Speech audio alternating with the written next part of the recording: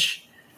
Tecnicamente, sem dúvida, o grande jogo da rodada foi Cruzeiro 2, Flamengo 1. Era para ter sido 3-1. Diria que o Cruzeiro, pelo que fez no segundo tempo, mereceu ganhar por mais de um gol de diferença. Curioso, né? Porque fez um primeiro tempo reativo, respeitando o Flamengo, conferindo ao Flamengo, reconhecendo a superioridade do Flamengo, mas para o segundo tempo se deu conta de que não tinha muito por que respeitar aquele Flamengo que estava em campo.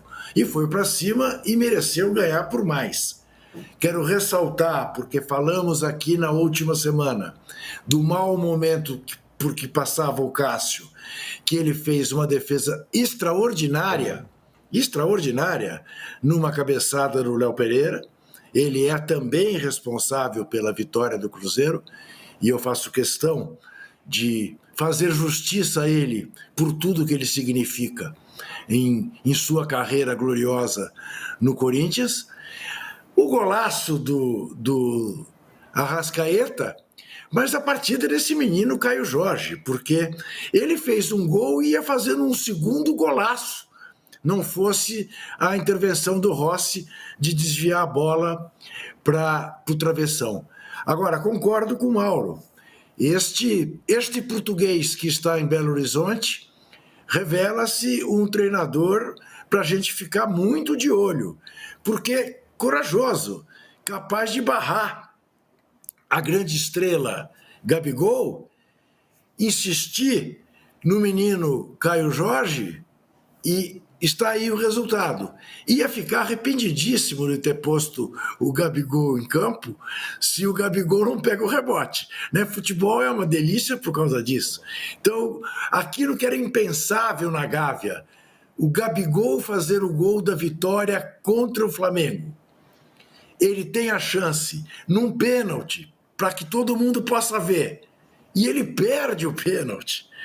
Imagine se termina o jogo 1-1. O Mineirão desce, mas ele pega o rebote. E aí é como ele mesmo disse, né? Tenho muita estrela. Ninguém pode negar que eu tenho muita estrela. Faz o gol da vitória, tem uma atitude respeitosa com a torcida do Flamengo, depois dá uma boa entrevista, respeitosíssima em relação à torcida do Flamengo e a do Santos, a qual ele também se referiu, e depois vai para a festa, né, com os cruzeirenses. Realmente, só eu estou mais feliz que ele nessa segunda-feira, porque, de fato, foi um fim de semana de grandes emoções, coroadas por enormes vitórias. Vocês não são capazes de imaginar o que fez ontem Buddy Hield. 11 chutes de 3 pontos, acertou 9. Fez 33 pontos num jogo em que Stephen Curry não estava tão bem, a não ser no último quarto, quando arrasou. Vocês não sabem o que perdem por não gostar de basquete. Muito bem, mas gostamos de futebol, bastante. O Arnaldo, gol do Gabigol. Não te ouço. Hã? Já volto a ouvir. Gol do Gabigol, vitória do Cruzeiro, o Flamengo foi mal, o Cruzeiro foi bem, ou, como diz o Gabigol, ele tem estrela. Qual é o mood do jogo? Esse jogo, curiosamente, ele tinha um favorito, que era o Cruzeiro. Só que, sim, quem estava acompanhando o Cruzeiro, a evolução do Cruzeiro, o Cruzeiro jogando em casa com 50 mil, com as intervenções do Jardim há algum tempo, há umas 5, 6 rodadas, né, rejuvenescendo o time. Hoje, jogadores, eu não sei se algum time, pode ser o Palmeiras, o Flamengo talvez, mas tem uma diferença para o Cruzeiro e algumas outras equipes que desafiam a espanholização, que é a quantidade de jogadores jovens e talentosos que o time tem e que estão misturados num elenco recheado por veteranos contratados nessa temporada. O que foi fazendo o Jardim? Foi limpando a área, né? Então, assim, hoje, quem é mais jogador? O Caio Jorge ou o Gabigol? Não tem discussão. Ou o Matheus Pereira ou o Dudu? Não tem discussão. O Alexandre Matos, quando contratou essa turma toda no início do ano, ele só atrapalhou, com o aval do Diniz, que era o treinador anterior, ele só atrapalhou a formação do elenco Cruzeiro para essa temporada, né? E o Leonardo Jardim chegou, colocou o ator, como faz normalmente o treinador que chega, colocou a tropa de choque e foi tirando, foi peneirando. Peneirando até encontrar uma formação interessante que preza pela liberdade que o Matheus Pereira e o Caio Jorge têm. E acho que desde o primeiro tempo o Cruzeiro foi melhor. O Flamengo, ele vai ter uma questão, sobretudo fora de casa, que é contra times mais fortes, não contra os times mais fracos. Ou ele vai competir igual no meio ou ele vai sofrer. E para ele competir igual no meio, ou ele puxa o Gerson para ficar ao lado do De La Cruz e do Pulgar, ou vai dividir o time em dois, como foi ontem de novo. Acho que o Cruzeiro jogou melhor, como disse o Mauro. No segundo tempo, muito melhor. Né? E aí tem as coisas que o futebol nos reserva, como o Juca falou, que é aquilo, né? Você está assistindo ao jogo, gostando do jogo tecnicamente, acho que foi bem superior ao Corinthians e Inter nesse aspecto, com menos intervenção de arbitragem, embora o jogo tenha sido definido por uma penalidade no final. Tem a questão que o jogador símbolo da partida entra, faltando 10 minutos, tem um pênalti, ele é um cobrador implacável. Até eu estava explicando para minha filha, porque minhas filhas estavam vendo o jogo assim, en passant comigo, né, fazendo outras coisas. Eu falei, cara, para tudo que vai ter pênalti. Aí uma delas perguntou, mas o Gabigol vai bater, ele não é reserva. Eu falei, se o cara, ele tem que bater. E contra o Flamengo? Eu falei, ele tem que bater, ele vai bater. E aí ele bate, perde e faz no rebote. Como o Juca falou, se ele perde, aí é uma outra conversa, seria uma outra discussão. Mas eu acho que aí tem um detalhe interessante em relação ao Cruzeiro, que é justamente a comemoração do Gabigol ao final do jogo com o treinador que o barrou. E o comportamento que o Gabigol teve esse tempo todo que o Dudu não teve. A paciência, a espera e o conformismo de ser reserva de quem é melhor. Coisa que no Flamengo poucas vezes ele teve. Porque no Flamengo ele é gigante, no Cruzeiro ele não é ninguém ainda. E outra, né? Tem um negócio importante que é o recado que passa o Cruzeiro e o Jardim com a saída do Dudu. Porque você mostra para todo mundo, e eu acho que isso faz uma diferença fundamental no controle de vestiário, quando você pega um cara do tamanho do Dudu, com o salário com o Dudu, com a contratação que teve. Ele foi o coadjuvante do Gabigol na apresentação no Mineirão, e o Dudu sai do jeito que saiu. Então, acho que todo mundo entende, isso muda muito e mostra para o time inteiro que o Jardim tem o comando do vestiário. Isso é muito diferente. Então, eu acho que isso é um recado importante que fica para todo mundo, e inclusive para o Gabigol, que entrou lá e ainda assim, né, entrou, falou que tem a estrela, ele tem a sandália da humildade, mas ainda com um pouquinho ali, um resquício que é natural por tudo que ele já decidiu na carreira. E o que me chamou a atenção, para já aproveitar e engatar aqui com o comentário do jogo, você falou dessa questão do controle do meio, né, Arnaldo? Tem também o fato de ontem o De La Cruz ter ido mal, né? Então, assim, o De La Cruz, além do Flamengo ter essa questão do meio um pouco mais esvaziado, ontem o De La Cruz foi mal e aí você debilita ainda mais, deixa debilitado o setor de meio de campo ainda mais.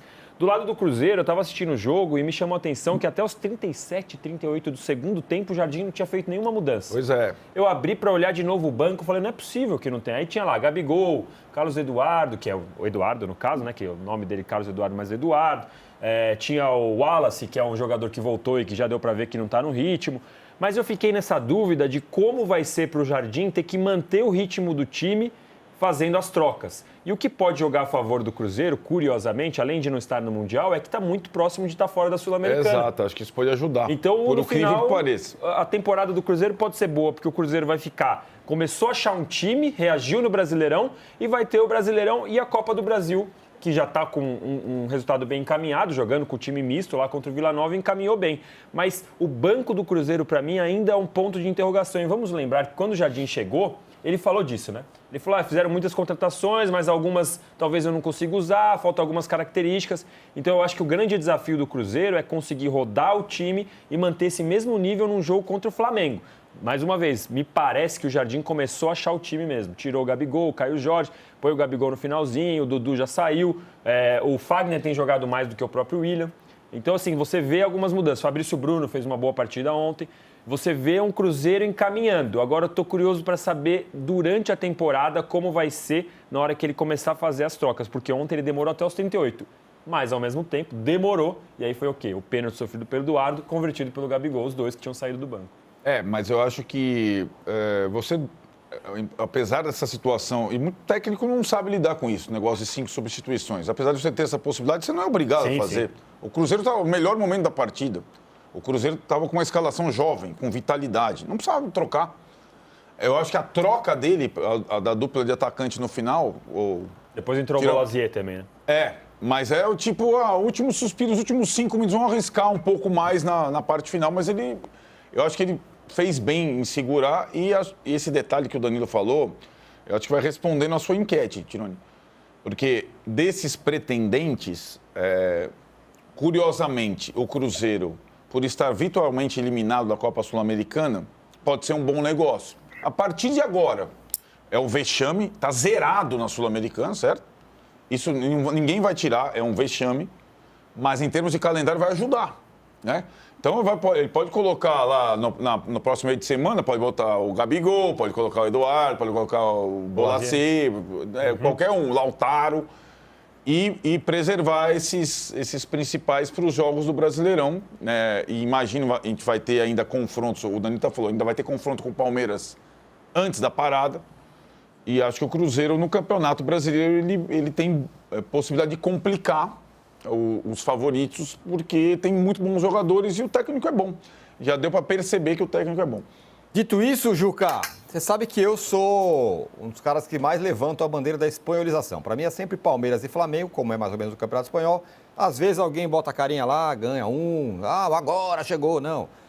O Cruzeiro pode ser esse ano, Juca?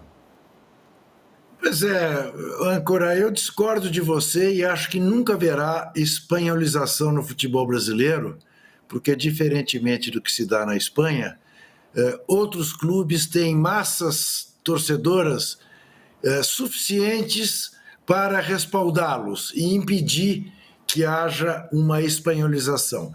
É claro que se você fizer um corte nos últimos anos, você tem toda a razão. Você pode dizer que Flamengo e Palmeiras, Palmeiras e Flamengo são a dupla Real Madrid-Barcelona, Barcelona-Real Madrid, às vezes com o Atlético incomodando. Mas aqui no Brasil isso não vai ser uma coisa que se perpetue, não acredito nisso. Por causa... você pensar, o Grêmio, o Inter, o Galo, o Cruzeiro, tem massa torcedora suficiente para fazer com que eles enfrentem clubes com maior torcida, como Flamengo, São Paulo, Corinthians, Vasco, enfim. Tem. Coisa que o La Coruña não tem, que o Betis não tem, que o Sevilha não tem. Então, eu não concordo, não acredito que isso vai acontecer. Mas que esse Cruzeiro do Jardim tem uma cara muito interessante, parece que tem. Né? E o Arnaldo fez referência ao fato do Jardim ter limpado essa obsessão que o Alexandre tem por jogador veterano, e você soma o Alexandre ao Fernando Diniz, então dá o casal, mas é o casal 80, 160, porque é incrível, né, como o Fernando Diniz fez do Fluminense um time também de veteranos, né? Parece que é uma coisa que vem para tentar resgatar a história de cada jogador, ou de acreditar que eles ainda possam dar aquilo que davam quando meninos, né? Porque o Cruzeiro de repente estava virando um Fluminense, só faltou contratar o Felipe Melo, né? Mais um pouquinho e o Alexandre Matos contrataria. E o Jardim fez essa limpeza. Pense, o Eduardo está no banco. O Eduardo foi um jogador fundamental para o Botafogo, mas está no banco, né? O Dudu já foi embora. No que, aliás, o Pedrinho fez muito bem, porque está ali um rapaz que é o antigrupo, por definição, né? É o voltado para o próprio umbigo. Coisa que eu tinha também na cabeça em relação ao Gabigol. E posso mudar de opinião, se ele permanecer com esse comportamento humilde, dando força para o Caio Jorge. A vibração dele no gol do Caio Jorge não me parece que tenha sido uma coisa demagógica. Foi uma coisa autêntica, né? E é muito legal. vê-lo fazer isso. Imagina a força que dá para o menino, sabendo, né, ao chegar em casa, a mãe dele conta para ele: você viu que o Gabigol comemorou seu gol? Ele vai procurar a imagem e vai ficar muito feliz. Então, acho que sim. Agora, vamos lá. É ainda tudo muito cedo. Muito cedo. Olha a campanha que o Ceará está fazendo. Quem diria? Imaginava-se que o Fortaleza fizesse. É o Ceará que está fazendo.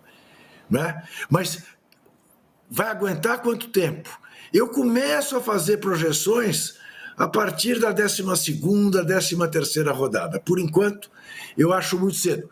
Claro, sem descartar, obviamente, Palmeiras e Flamengo, Flamengo e Palmeiras, porque esses dois estarão sempre nas conjecturas.